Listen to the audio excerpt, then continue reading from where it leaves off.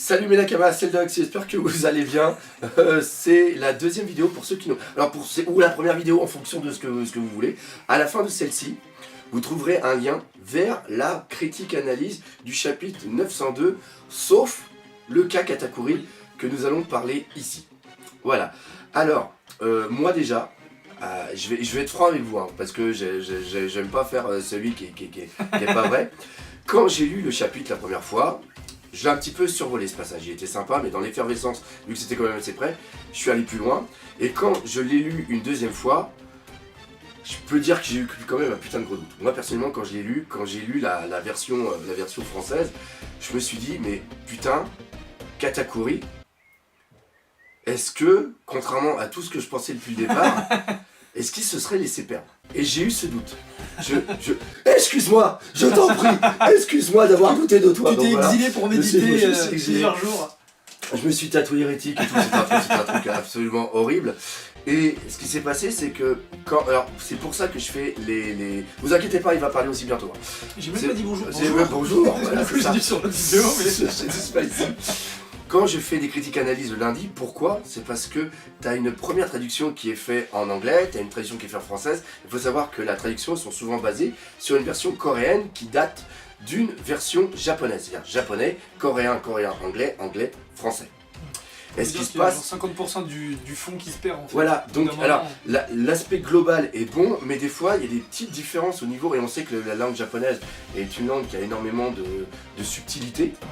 Et ce qui se passe, c'est qu'après, il y a beaucoup de scans trad francophones qui sortent 1 à 2 journées après que les scans soient sortis, où là, ils vont vraiment chercher le sens premier, enfin le sens réel de ce qui a été marqué dans les bulles. Et là, j'ai lu un truc, mais qui nous donne une vision qu'on avait après quelques lectures et qui a vraiment fait la... Qui explique bien, ouais. Qui explique bien. Qui a un sens pour le coup différent. C'est sur le genre de scène où le sens profond va vraiment être très important. Des fois c'est des synonymes, c'est dit différemment, mais là, voilà. ouais. Là c'était très important. Comme le coup qu'on avait fait la réaction live, moi j'avais pas du tout capté pourquoi Katakuri disait à Brûlé toi aussi tu vois le futur. Oui, c'est vrai que c'est assez mystérieux.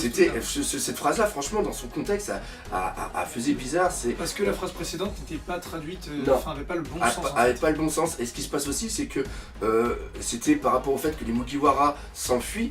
Et là tu te dis, mais ils peuvent pas voir sur un aussi long terme. Et là, je vais parler de quelque chose que j'ai oublié que j'avais commencé à dire dans l'autre critique par rapport à Pudding. C'est tout simplement que quand on regarde un chapitre de One Piece, tu dois regarder tous les détails. Et il y a un putain de gros miroir qui est au milieu de la place. Et si vous zoomez, d'ailleurs je vais le faire ici, là vous allez voir, je vais zoomer, je suis un dieu du montage, vous allez voir et on voit l'horloge, et l'horloge marque 5h20. Et ça, je trouve que c'est peut-être l'un des éléments les plus importants de ce chapitre. Mais de toute façon pour Pudding, oui, c'est la bonne temporalité puisque c'est au même endroit. C'est juste voilà, c'est exactement ça. 50 mètres du miroir, même pas. Donc c'est ce que j'avais dit tout à l'heure, c'est bien que Pudding, elle pleure pendant plus de 4 heures. Ouais. C'est-à-dire que depuis la sortie de Luffy du miroir, avec Brûlé, avec Pecoms et tout ça, d'ailleurs Pecoms, on n'a pas l'information, on a oublié de dire tout à l'heure. Parce que les regards de Sanji et Pudding. Oui, putain, on a tout oublié. On a tout oublié. Il y avait une symbolique qui était géniale. Ouais, Sanji du coup qui regarde vers le futur et en parallèle, juste derrière, Pudding qui regarde vers le passé, qui en plus regarde, littéralement le passé avec son pouvoir. Voilà, c'est les deux cases. En réalité, c'est deux cases l'une à côté de l'autre. Pareil, encore une fois, il y a des symboliques là-dedans qui sont magnifiques. Et ce qui se passe, c'est que donc, là, on voit Pudding qui est là en train de pleurer depuis 4h20, et ce qu'il faut savoir, c'est que à l'intérieur du miroir, t'as un mec, bon, on va l'appeler Katakuri, hein, on l'appelle comme ça. Danchien. On l'appelle Danchien, voilà, on va jouer officiel. Il y a un mec qui s'appelle Danchien, et Danchien, depuis 4h20... J'arrive pas à être sérieux que ce nom. J'arrive pas à être sérieux que ce nom. Je peux pas le prendre au sérieux. Je peux pas. Il est par terre, avec un chapeau sur la tête. Et on va revenir sur autre chose. Quand Brûlé lui parle, il s'est pas redressé pour parler avec sa sœur, parce qu'on voit les liens qu'il a avec sa sœur. Donc quand sa sœur arrive, il s'est pas redressé en disant oui on va parler, et même à la rigueur s'il veut pas que ses autres frères aient l'information, qu'il ait fait semblant qu'il ait fait exprès de perdre, ça n'empêche pas dans le monde des miroirs d'être assis ou de marcher ou de penser à quelque chose. Là, on le voit au sol et on le voit même pas bouger la tête, il ne bouge les yeux. C'est-à-dire qu'à un moment, quand il est comme ça, il ne fait que ça. On voit bien les yeux qui vont vraiment au bord des... Enfin, au bord des yeux, ça veut Ouais, rien dire. c'est les yeux qui vont au Les bord des yeux. pupilles qui vont au bord des yeux, voilà. Et donc, C'est on vraiment voit que ça qu'il qui bouge. on voit qu'il peut pas bouger. Même quand Brûlé lui met les pansements sur le bras, il bouge pas. Et elle le voit vraiment qu'il est... Et c'est pour ça qu'elle le dit, c'est pour ça qu'elle dit, moi j'en voudrais tout le temps Mugiwara de t'avoir fait ça en gros. Et la chose où je reviens, parce que je suis totalement parti en live sur le truc, c'est les phrases qui sont importantes. C'est-à-dire que Brûlé, elle arrive et elle dit les chapeaux de paille, si tu savais où ils étaient, je sais ce que tu dirais.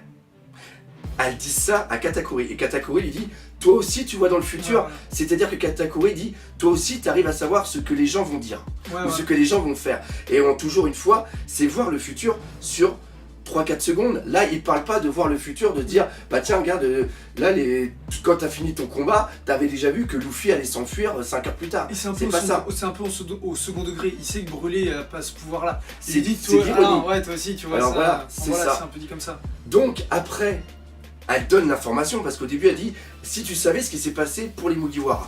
Donc là maintenant elle donne l'information qui était suggérée dans la case, c'est-à-dire que là elle dit les Mugiwara ont réussi à partir du territoire sauf. C'est ça l'information.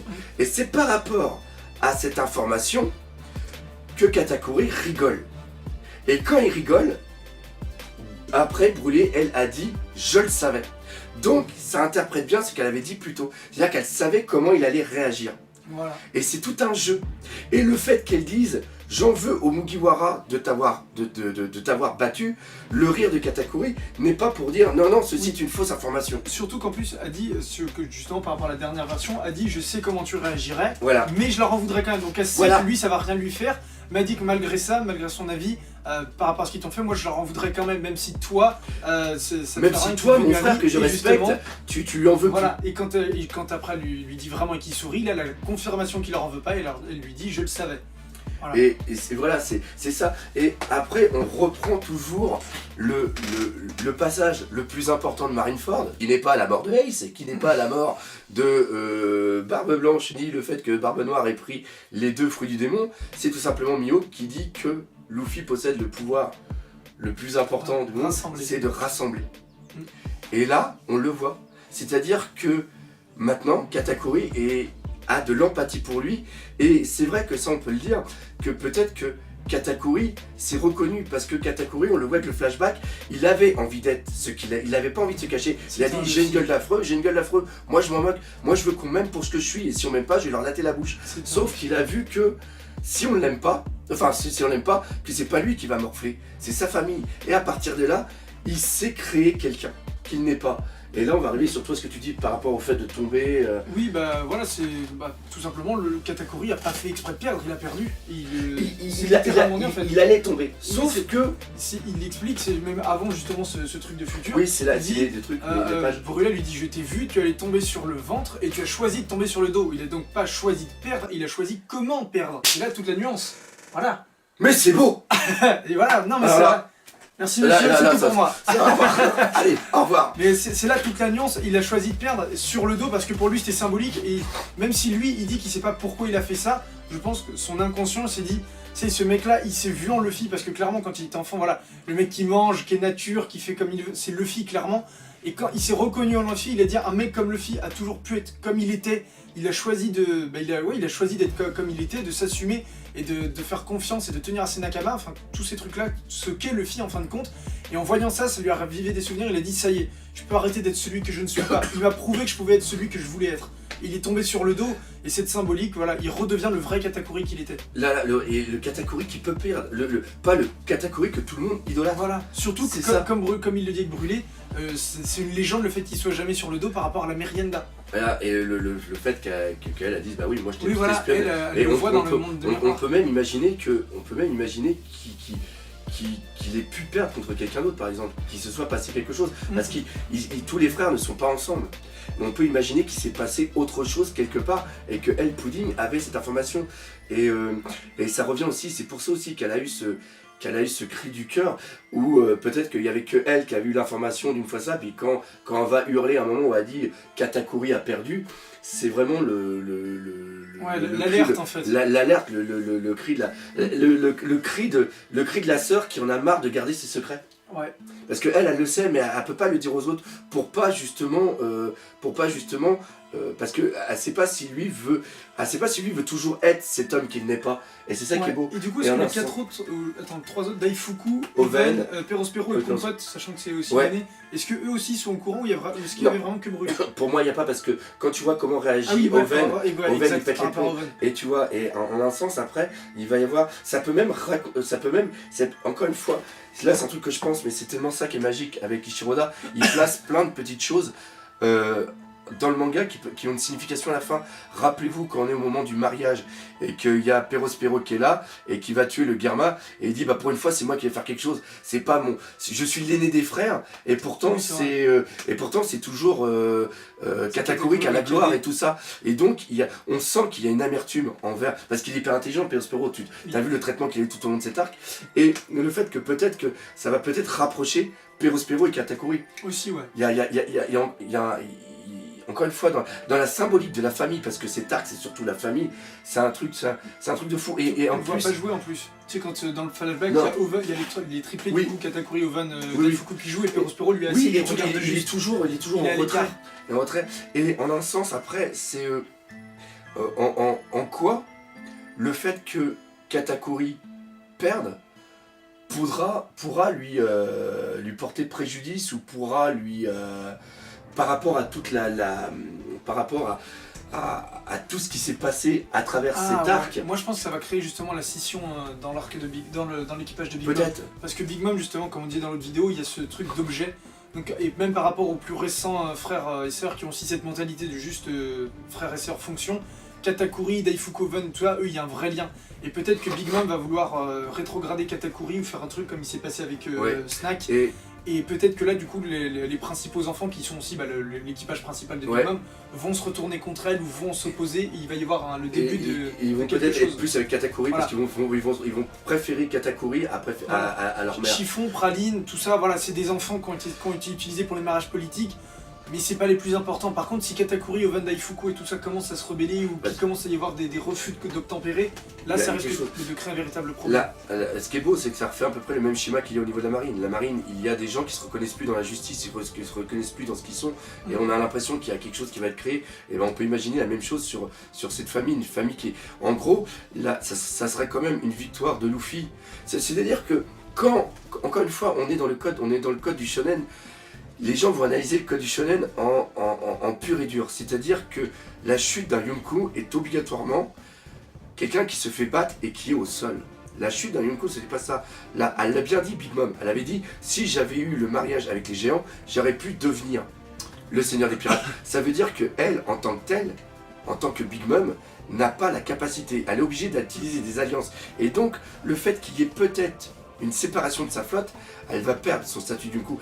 Et c'est ça la chute. Et justement, du coup, les Yonko sont la meilleure preuve que One Piece n'est pas qu'un manga de baston, justement, qu'il y a plein d'autres choses à prendre en compte. Voilà, c'est exactement ça. Ouais, et encore une fois, je reviens à ce que je disais avant, justement, par rapport à Katakuri, la scission dans la famille, c'est que peut-être quand il est tombé, justement, qu'il a demandé à Katakuri qu'il se laisse tomber sur le dos, c'est qu'il fait tu reviendras pour battre Big Mom.